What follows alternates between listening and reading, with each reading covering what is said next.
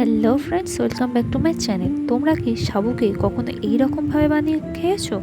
যদি কখনো ট্রাই না করে থাকো তো এটা অবশ্যই ট্রাই করে দেখতে পারো। খুব সহজেই এটা বানিয়ে ফেলতে পারবে। তো তার জন্য দেখো, সাবুটাকে ভিজিয়ে রাখতে হবে।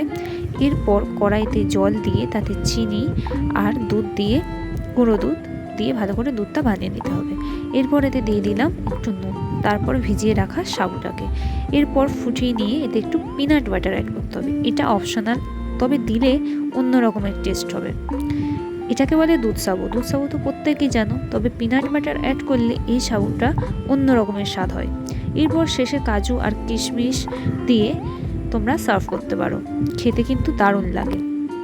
বারব্রতের দিনে বা অন্যান্য সময়ে তোমরা এটা ট্রাই করে দেখতে পারো। এরকম ছোট ছোট কিছু ইনগ্রেডিয়েন্ট সত্যি খাবারের স্বাদকে পাল্টে দিতে পারে। ভিডিওটা ভালো লাগলে লাইক ও সাবস্ক্রাইব করে দাও। দেখা হচ্ছে নেক্সট ভিডিওতে।